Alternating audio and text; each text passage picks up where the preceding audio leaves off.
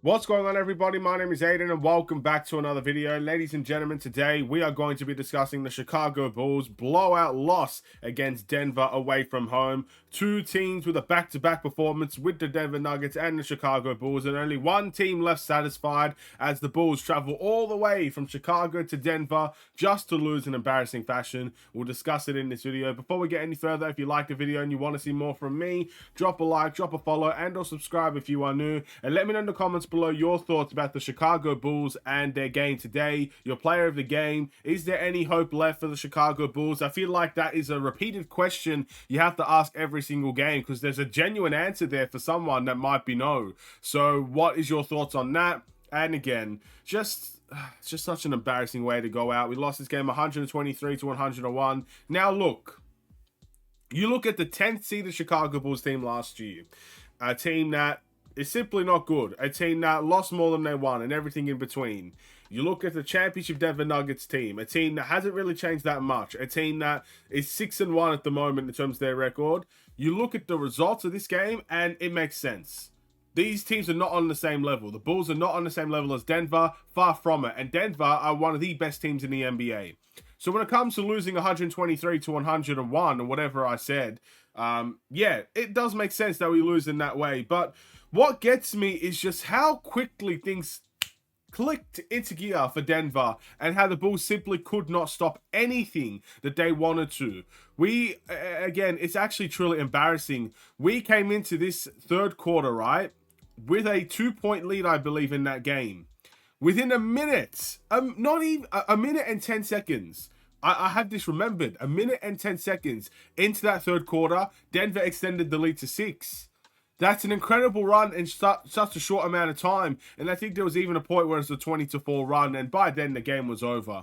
Again, the second half was another disaster class. Our second half performances have gotten increasingly worse by the game. And I don't know what to say. I feel like a lot of people are very optimistic about the Chicago Bulls' improved performances. I'll ask you this question. Do you see that as an improved performance? I saw the first half as a good performance.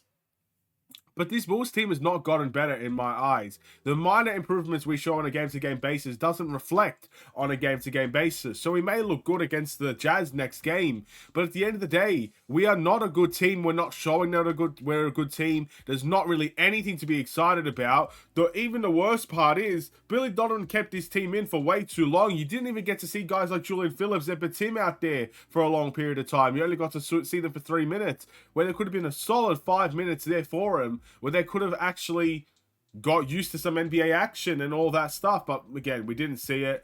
It was massively disappointing. The things that we did in the first half so well, we failed to execute in the second half. And that is just the sign of a poor team from the Bulls, as well as a good, strong team in the Denver Nuggets. A championship quality side that can adjust and change and figure things out over time. So fair play to the Denver Nuggets. They played a great game. They walked away superior. They walked away happy. The Bulls, to be fair, this is technically a home ground for the Chicago Bulls, if you know what I mean. The atmosphere inside of the Denver Nuggets arena, for whatever reason, is always a positive one for the Bulls. It's a home game away from home, and we disappointed there as well. We disappoint everywhere when it comes to the home fans. We disappoint in Denver when there's all these Bulls fans coming to Denver to watch us. Look at the past 2 years. Those arenas were packed with Bulls fans, cheering us on and supporting us away from home. And we suck at home when it's actually in Chicago. We just don't play well in general. And again, it shows in our record. Our record now, I believe, is 2-5, if I'm not mistaken. That's crazy.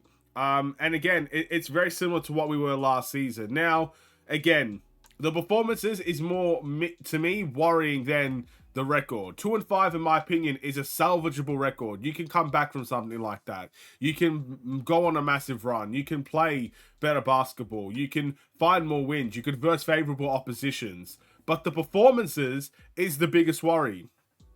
Again, barely cracking 100 points in this game. Offensively, just extremely poor. Big three, once again, don't play well together. Guys not really contributing as much as they should in terms of the points tally outside of the big three. So much frustration goes into these types of games, and you see the clear reasons why, because it's the same reasons every single game.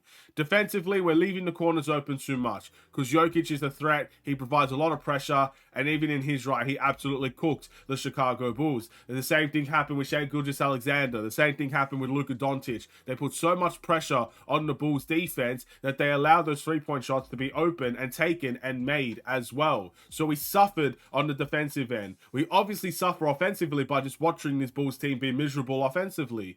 Again, in the 3 years that this team has been constructed, I don't think I've ever felt more miserable watching a Bulls offense than I do today and than I do this season. This was a watch-along I wasn't supposed to do. I wasn't supposed to be home. And I can't believe I'm going to say this, or to be fair, it's not really a secret. I would have rather been anywhere else but here. Anywhere else. I'd rather be anywhere else but here right now talking about a blowout loss to the Chicago Bulls. So, again, it's extremely disappointing, and Bulls fans should feel every right to be angry, but let's be honest as well. We gotta understand that this was the expected result.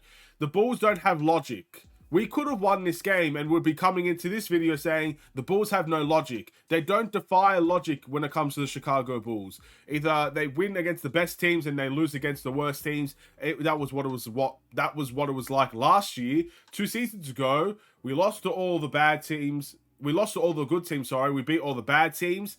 You know, that should be the expected. Now this season, we're just downright losing to anybody. Losing to Detroit, they're a bad team. Losing to Brooklyn with half their players out, that's a bad team. Losing to, I guess, the Raptors, who I don't think, have they won a game? No, we beat the Raptors, my apologies. But anyway, OKC are an okay side. Dallas are an okay side. Dallas are actually looking really good at the moment, to be fair. We beat the Pacers.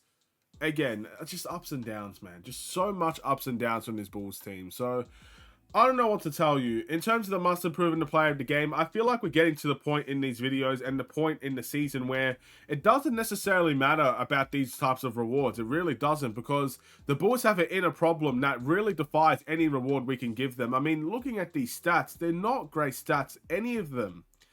Okay, let's just do it anyway. My must improve would probably be... Ah, man. I would have to say the whole team defensively. I think that's my answer. The whole team defensively has to be the must improve. I can look at the offense, and again, the big three, definitely, none of them cracked 20 points, which is ridiculous. So you could probably put it on the big three. But Torrey Craig had 7 points. I can't give it to him. Kobe White had 11. I can't give it to him. Patrick Williams even came alive in the fourth quarter, had 7 points. Andre Drummond had 5 points. Caruso had 3 points in 14 minutes. He got hurt. Hopefully he gets better. By the way, I should also mention, they did a lot of their damage without Jamal Murray. So there you go. That's another really bad sign for the Chicago Bulls. My player of the game will be Jevon Carter. I think 16 points in 18 minutes is just downright ridiculous scoring from Jevon Carter. And again, if we didn't have that game from Jevon Carter, this would have been a 30-40 point blowout for the Denver Nuggets. I mean, he showed up in a big way today. So you got to give respect to that. That's my player of the game. What are your guys' thoughts on this game? Our next one is against the Utah Jazz. I'll have to do a Bulls weekly. We actually have a very, very light week this upcoming week. So, again, there's a lot of days off for the Chicago Bulls. Maybe they're going to need those days off to finally get some things right and actually work on some things that they clearly struggle with. It'll be a good opportunity for the Bulls, I would say. But that Jazz game's actually in a couple days' time. Then I believe they've got Phoenix. Don't know how we're going to beat them. And then, obviously, from then, there's a couple of days off. We'll wait and see. I'll end the video here. Thank you for watching. Drop a like and a follow. And or subscribe if you are new. I will see you in the next Chicago Bulls-related video. Stay safe, stay healthy, and stay tuned for more. Take care. And peace.